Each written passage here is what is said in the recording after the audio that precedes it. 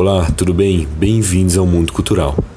Bom, provavelmente você deva conhecer bastante sobre os romanos, egípcios e até mesmo nossos queridos vikings. Mas e a cultura celta? Já conheceu? Então vamos ao que interessa. Primeiro de tudo, eu não estou falando do carro. O povo celta viveu na Europa Ocidental há muitos e muitos anos atrás. Além de ter sido um grande inimigo de Roma, entrando em guerra contra eles em diversos momentos, os celtas eram um povo inspirador e que também amedrontava, com todos seus rituais exóticos e costumes diferentes para a época. Basicamente, eram amantes da guerra, da arte e da natureza. Tudo num conjunto só, chegando a criar peças de armadura decoradas e louvando deuses da guerra e do combate. Eles se dividiam por status: nobres, trabalhadores e guerreiros, e acima de ambos estavam os druidas, sacerdotes capazes de realizar façanhas que antigamente só podiam ser chamadas de magia. Este povo ocupou grande parte da Europa, mas seu berço se localiza hoje em dia onde está a Irlanda, Escócia, Inglaterra e País de Gales. E por mais que tenham vivido há muito tempo e ainda por cima longe de nós, daqui do Brasil ou da América, acabamos sendo influenciados por costumes celtas no nosso dia a dia. Para entender bem isso, vou listar 10 fatos agora. Primeiro de tudo, os celtas gostavam de nós. Estou falando do nó, como aquele que se faz com barbantes ou cordas. Provavelmente você já viu uma tatuagem tribal bem bonita e complicada, como se seus traços estivessem interligados. Bem, se sim, você se deparou com um nó celta. Esses nós são muito usados hoje em dia, seja em tatuagens, roupas e até mesmo com bordas em livros de contos de fada. O povo celta usava nós em talismãs, peças de armadura e até mesmo na pintura. Para eles, o significado desse nó era uma metáfora. Tudo está ligado, como se todos fossem um só, ou seja, um símbolo de igualdade, tanto que até parece um desenho infinito indicando que a vida é um ciclo. Eles usavam calças. Para a gente, parece super normal isso, mas na época, os próprios romanos e vários outros povos achavam o uso de calças totalmente ridículo. Ninguém queria usar calças, até mesmo achando que essa peça de roupa era uma vestimenta de selvagens. E então, foi-se descobrir que o primeiro indício de uso de calças no Ocidente vem dos celtas. Homens e mulheres celtas usavam. Claro que não era nenhum jeans skinny como está na moda hoje, mas eram calças feitas de pano ou materiais semelhantes, sempre na cor marrom, para remeter à natureza. Ou seja, já era um povo à frente do seu tempo. Os celtas inventaram sabonetes. O costume de tomar banho é até que recente, se for levar em conta a história da humanidade, mas novamente os celtas eram diferentes. A verdade é que o primeiro registro que se tem de um sabão é de 600 anos antes de Cristo. Os fenícios ferviam gordura de cabra com cinzas de madeira até criar uma mistura gosmenta. Sim, era o sabão da época. Porém, ao longo dos séculos, esse produto chegou até os celtas, que acabaram batizando de saipo. Ao contrário dos outros povos, os celtas tinham o costume de tomar banho, e o sabonete foi difundido e aprimorado por eles. Enquanto que no resto do mundo, essa ideia de se ensaboar era bizarra e exótica. Então, sério, imagina o CC da galera naquela época. Na boa, ainda bem que o elevador como os nossos hoje não existia ainda. Eles se pintavam de azul. Com os estudos a respeito, tudo indica que os celtas apresentavam uma boa autoestima. Exatamente por isso usavam muitas joias e faziam tatuagens.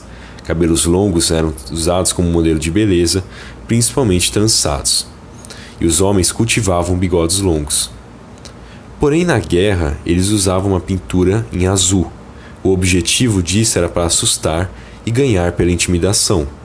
Os traços da pintura eram cheios de curvas e cobriam peito, braços e até rostos. Tanto que a descrição feita pelos romanos ao verem os primeiros celtas foi demônios de pele azul. Eles inventaram a anestesia e faziam transplantes de coração. Mais ou menos isso, ok? Mas eu acho que esse é o tópico mais interessante. Bom, vamos lá. Existe uma lenda sobre a rainha Bárbara Boudica. Um dia seu coração parou de bater e um druida tomou algumas providências. Primeiro ele fez com que ela respirasse uma fumaça de neblina, o que acabou funcionando como anestésico, que na época era considerado já mágico. Depois, ele retirou o coração fraco da rainha e o substituiu pelo coração de uma escrava. Aí então ele costurou o corte utilizando fios dourados, que eram considerados também mágicos. Beleza. E além disso, o druida ainda emanou eletricidade das mãos e reanimou a rainha. Ok, essa história é muito absurda. Mas, por algum motivo, existem indícios de que seja verdadeira. Até porque povos antigos se aventuravam no ramo de operações. Os próprios egípcios já faziam transplantes em 2000 a.C.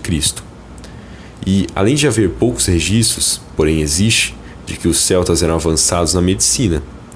Na época também se falava muito de magia e acreditavam que os druidas eram capazes de feitos extraordinários como um transplante, utilizando somente poderes mágicos. Ou seja, nada impede de que isso tudo realmente seja verdade. Claro que ele não emanou a eletricidade das mãos nem nada disso. Mas, no fundo, todo mito tem um pouquinho de verdade. A escrita era sagrada para eles. Por isso que é difícil falar com precisão sobre os celtas, já que eles não escreviam. Eles consideravam a escrita como algo totalmente sagrado. Para a cultura celta, escrever era um ato de entrar em contato com os ancestrais, e essa era uma das funções dos druidas. Por isso, a maioria das coisas que temos sobre eles é por causa dos relatos dos romanos e outros povos que entraram em contato. Para os celtas estudarem e contar suas tradições, eles utilizavam apenas a fala. Por isso era comum que existissem encarregados de espalhar a palavra, os chamados bardos ou poetas. Eles eram verdadeiros contadores de história, decorando longas tradições e as recitando na frente de muita gente. Como consequência disso, muitas histórias de contos de fadas tiveram origem na cultura celta, o que é bacana. O problema é que a partir do momento que os celtas foram guerreando e perdendo território para outros, sua história também se apagou, e o que sobrou foram relatos e relíquias. Os celtas faziam freelance. A guerra para os celtas tinha um vínculo com o meio de sustento e ascensão social. Por isso esses caras eram grandes mestres no combate direto, chegando a intimidar os romanos. Então, o imperador Júlio César precisou criar uma estratégia para derrotar os exércitos dos celtas, e existem relatos que os romanos só venceram devido à desunião entre os clãs celtas. O costume de fazer guerra era visto de uma maneira quase esportiva entre o povo celta, tanto que os guerreiros que se destacavam eram famosos em seus reinos, como se fossem estrelas de cinema. Recebiam apelidos grandiosos e serviam de inspiração para os mais novos irem para a guerra. Então, com toda essa fama no combate, os guerreiros começaram a ser admirados por outros povos. Gregos e egípcios, por exemplo, começaram a chamar combatentes celtas para lutar como aliados, no meio de seus exércitos. Esses guerreiros freelancers eram chamados de Gaesatai, que significa campeão em irlandês antigo. Bom, curtindo essas informações? Se sim, dê aquele like e para dar aquele apoio maior, se inscreva no canal. Beleza? Muito obrigado por toda a atenção e até mais.